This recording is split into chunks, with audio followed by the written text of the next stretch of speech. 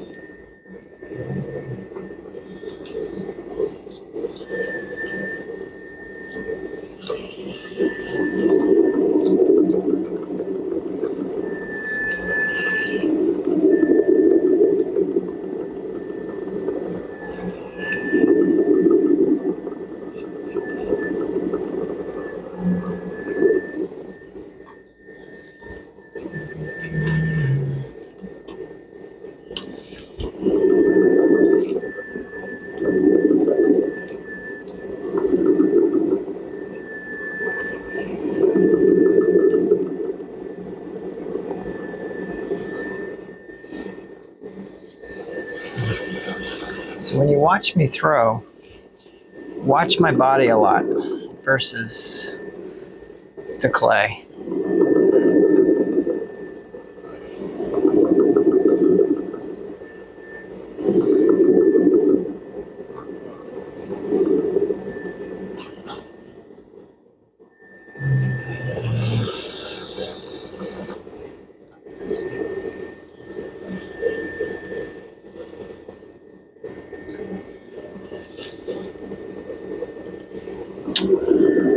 That's pretty good.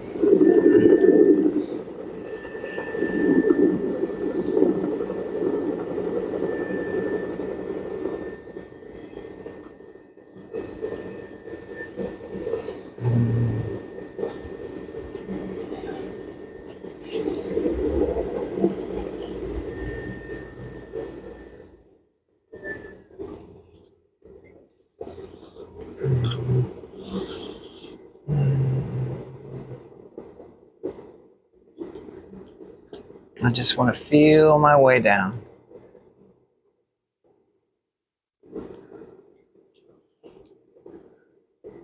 Fingertips back towards me.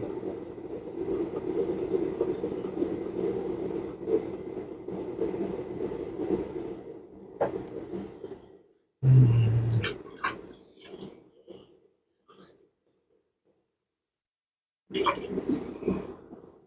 little bit of compressing.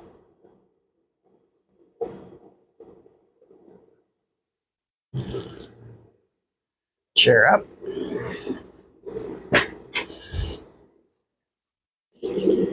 So my chair was down for all the centering, and now I brought it all the way up. Knuckle pull, big push.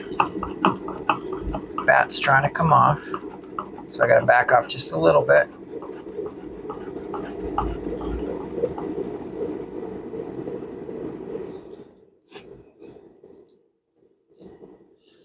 Big notch.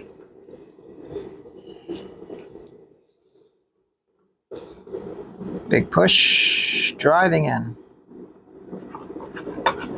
Bat's trying to come off.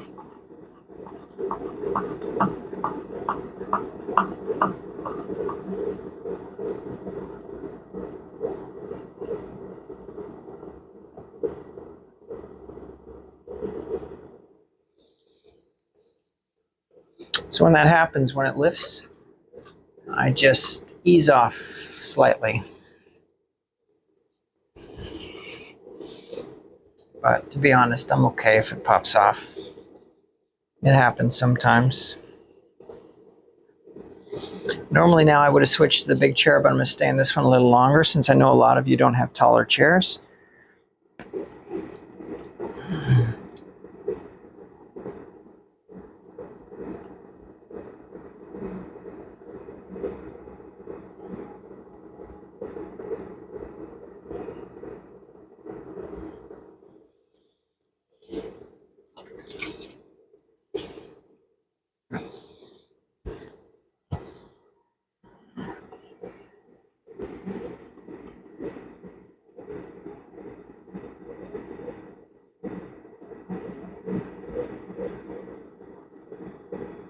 So I don't like to lean this far over. I prefer to sit higher and be over the clay, and then I don't have to lean quite so far to the right to keep my arms straight. But if you've got one of these chairs and this is as high as you can go, if you have a stool, then this is probably the way you're going to have to do it.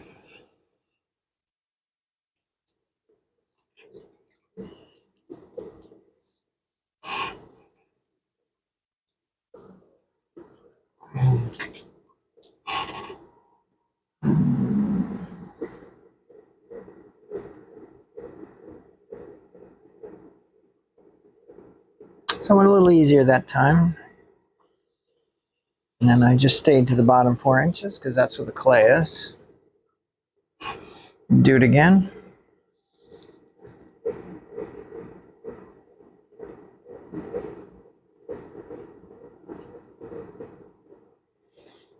Letting it come out just a tiny bit, so the inside hand's actually giving just a slight push.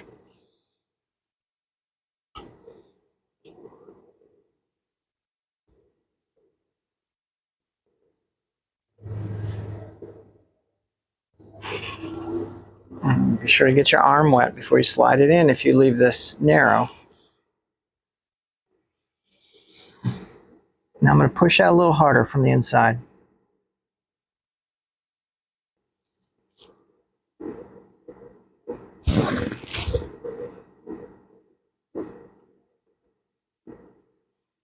And now I'm bellying out, pushing out with those fingertips. Outside hand, I don't know whether you noticed, but I was laying on the outside elbow, this right elbow, to stay steady, and I was just using this as the guide, allowing it to come out. And I actually brought that through a couple of times right through here to create this little curve.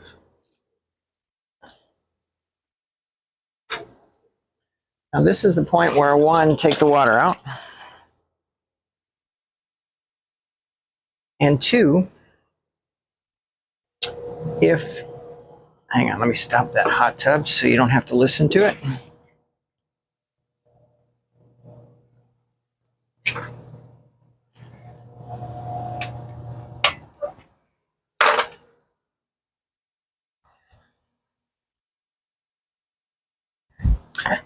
Okay, so we want to take the water out, but this is also the point where if you're concerned that this curve isn't strong enough, I want you to use your torch or put a fan on it.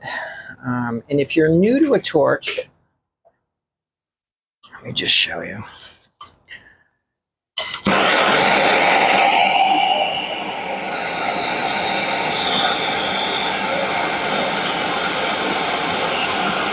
Okay, did you see that? How I just work really slowly? Like a little bit, little bit, little bit, little bit. I let it come around a few times each time, and I work my way up. Don't sit in one spot, and don't do that thing where people are moving and moving and moving the torch. Just very systematically work your way up.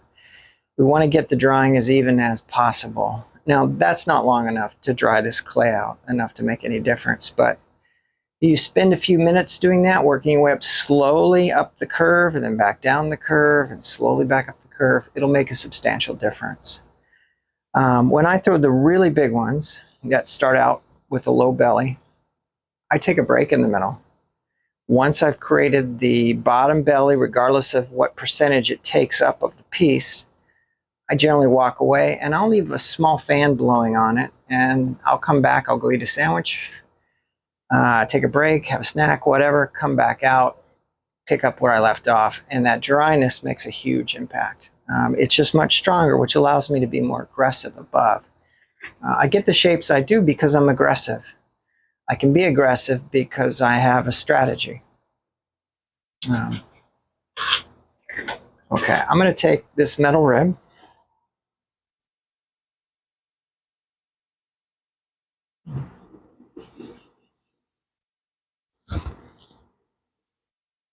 And yes, I do see that up above. And that's okay. We're not even going to barely give it any notice. Just created a little drag and it torqued a little. No problem. Try not to overreact when something isn't quite perfect. It's rarely a major problem when you see something a little funny. It usually just takes one pass of gently coming through, straighten everything back out. Okay, so I've dropped my chair. So my chair was down for the centering. I brought it up for the raising. I'm dropping it back down because I'm going to collar a little bit. And I like to be low when I collar. I like to either have my elbows down on my legs or back into my rib cage. I find being lower helps me with that, helps me stay more stable. Worst thing you can do when you collar is get out in space because you'll get loose. I hold a sponge between my fingers. And I just give it a little squeeze. And another one.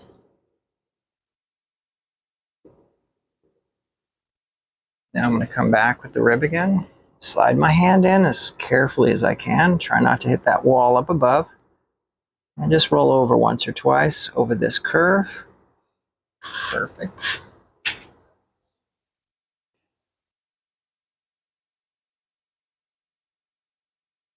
I'm going to be careful when I get my hands onto there. I really ease my pressure on. I don't hit it. I touch it, and then I increase my pressure steadily. There we go.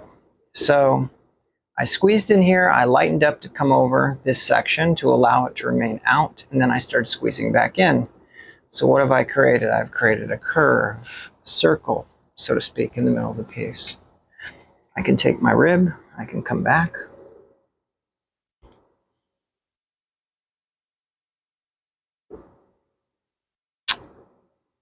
I can push out with my fingertips through this curve while I roll this tool over.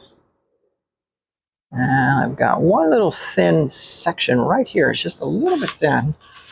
I hadn't picked up on that earlier, but now I'm aware of it, so I can be careful. Now I could torch it right now. I could also bring it in a little bit. I'm going to be bringing this in anyway, so I can come over it. And simply by bringing it in a touch should strengthen it. It could go horribly wrong, but there's a good chance it will just get a little bit stronger. There we go. And when I collar, I don't use my eyes to tell me what's going on. I really go for feel. I listen to my hands, if that makes any sense at all, because they will tell me. I will feel in my fingertips anything funny, and I'll know where it is because of the positioning of my hands, and I'll be able to adjust.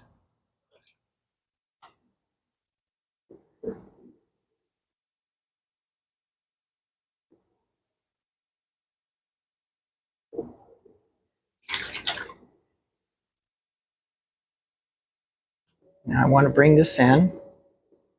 So again, I'm going to collar. And you see how I spread my fingers out? I do that. I actually put the pressure with that second finger. I bring that first finger up when I need it.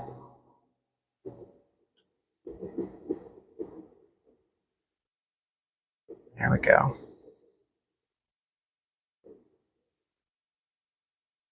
On our way. I'm going to try to use a couple different tools here just so you see them. I don't really need this one at this moment, but I'm going to go ahead and use it anyways because it is one of my favorites.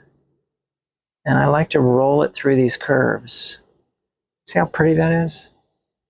It's just such a nice angle. I can just roll it right through there. I scrape off the extra clay. Let's add a little bit of water. I'm going to go back to my hands.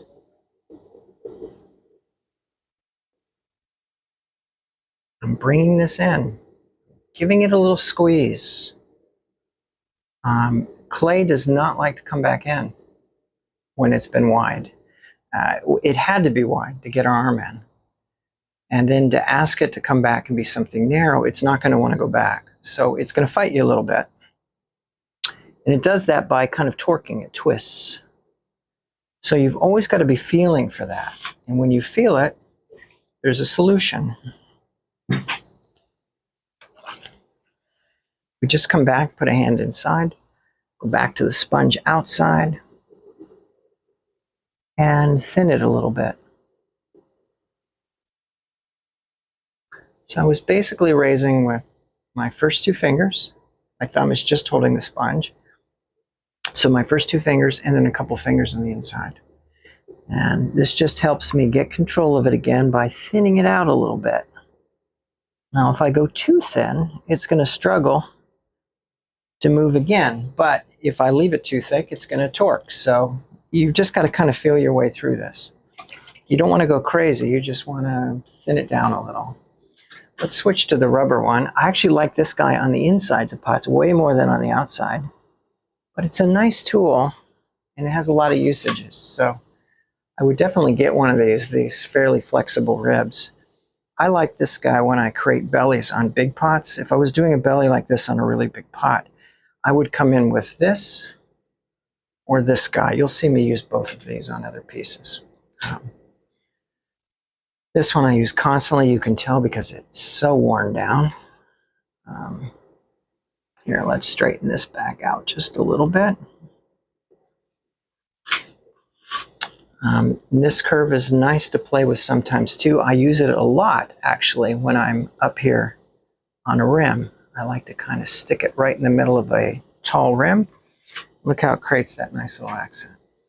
Okay, so let's bring this guy in a little bit. And I can see it twisting a little bit on the inside.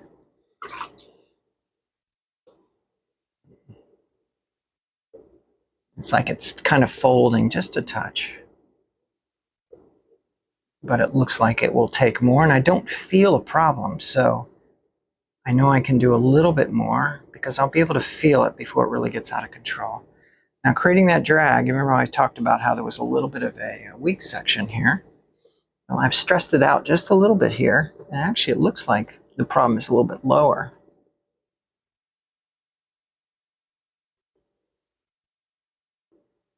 So I've gotten a little sloppy on this guy. And by the way, that's what happens when you talk a lot while you throw. Anybody who's taught a class can tell you it's much harder to throw while you're talking and explaining than it is just to throw, which is why we all do our best work when we're just by ourselves. We've got our music on, we're in the zone, we're feeling the pot, we're not talking about the pot, and it's very hard to do both at the same time. But this is going to turn out quite nice. What I can do here, this is a great example. This is the perfect spot actually to torch, and here's how I would do that.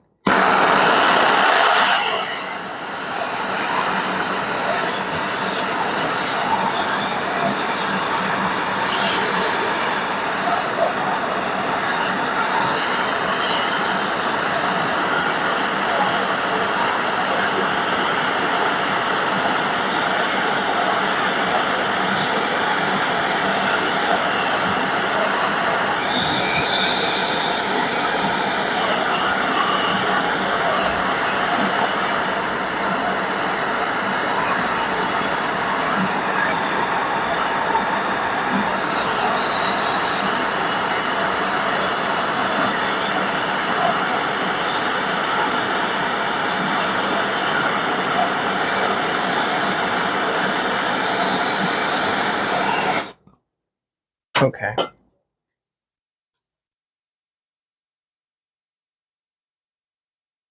Okay, I'm okay with this. This little bit of wiggle here, I can actually get rid of that later. What I would do is continue through, finish this. As long as this will stay, then it's fine. I'll get through this part, and then I can let it dry for another half an hour, and then I can actually choke this neck down a little bit so that I'm actually taking the point that it swings out a little bit, and I bring it in even with the rest, and I hold it there. And it fixes it. So don't feel like you have to put out every single fire while you're throwing. It's not unusual for me to go back and fix things later. And this is a great example. Assuming it stays, and it should, but you never know. Sometimes I think that's part of the fun. You find out what you can get away with, and some days you get away with everything, and some days some pots fall, but it just makes it more fun when you do get away with some stuff. You're going to throw some of your best pots on days where it feels like you were putting out fires. Just so you know. So don't be so quick to decide it's over.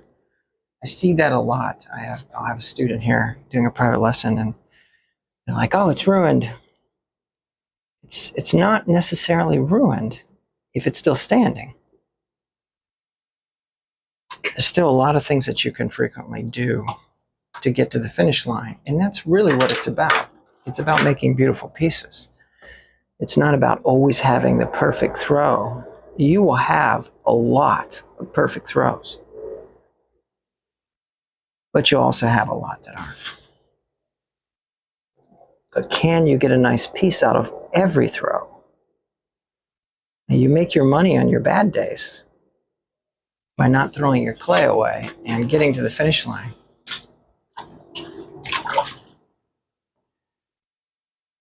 Okay, here we go. I'm going to take the wheel speed up a little bit, which I know seems counterintuitive since it's a little loosey-goosey down here, but I like to collar with more speed. I just feel like I have better control. There we go.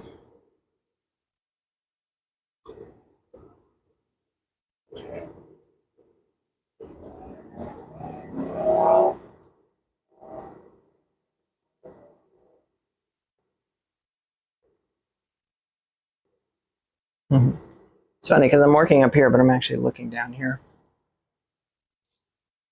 And it's doing it. It's fine. It's making it. Okay, let's finish this one up.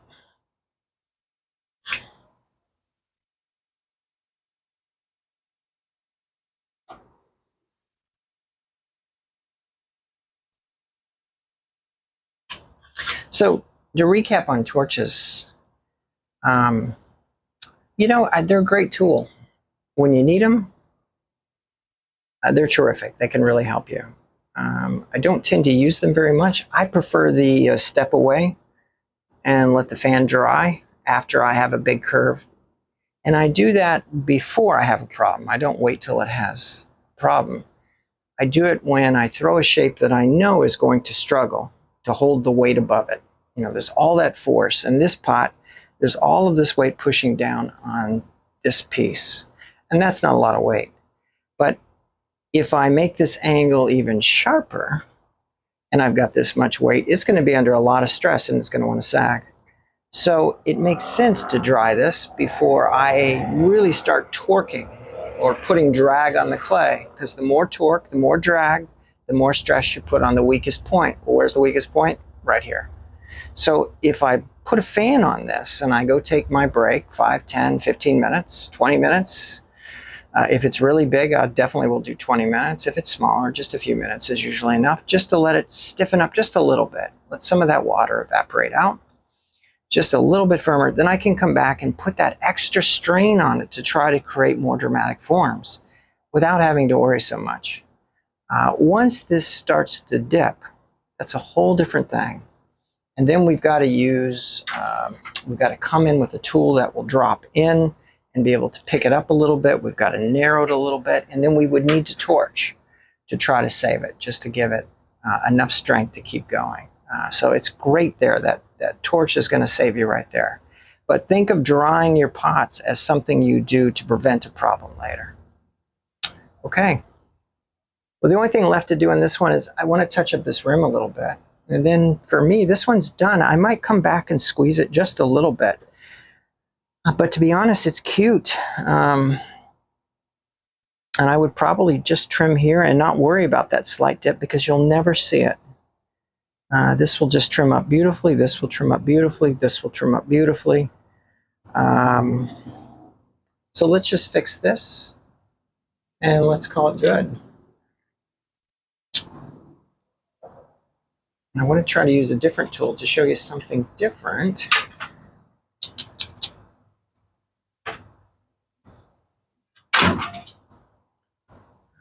Let's go ahead and use the back of a stick because I know this is a popular one too. Let's see if I can do this first, actually. I need to clean this up. So I'm going to take this end of the tool. I think I used a different section earlier when I showed you this guy.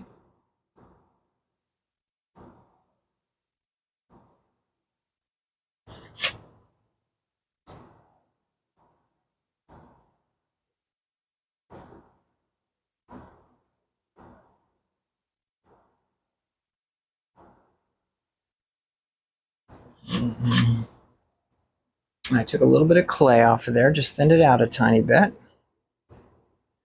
And I think what I'm going to do here, can't actually find the tool that I want to use, but that's okay. I think I'll just switch to this guy. I had another one in mind for this, but I'll do it the next time around. I don't want you guys to have to wait for me to find my tools. I have a tendency to misplace things. Shocking. Okay, I'm going to use this end of the tool with the straight edge up this time, because I know I used it the other way before.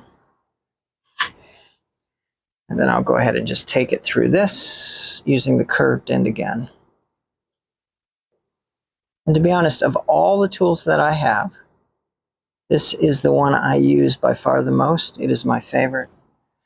I basically replaced all the ribs with this one, with the exception of the occasional, this guy is a smaller version of it. And then I use those, like that round one I showed you, that rounder edge. I like that for a lot of curves too. But this one I use significantly more. Again, these guys I use for big pots to belly out. And by the way, I don't use these on the inside of bowls. I know a lot of people do. I'm going to use them on the inside of some bowls for some of these demos because I know they're so popular, but I don't do that. Okay, and then let's finish up here. I'm going to try to do this where you can see me.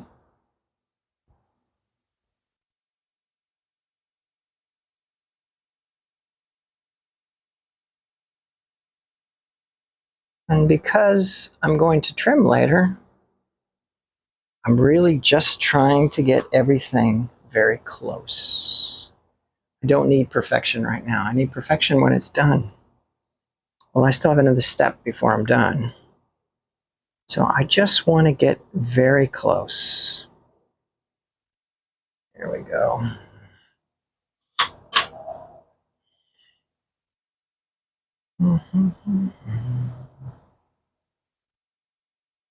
Okay.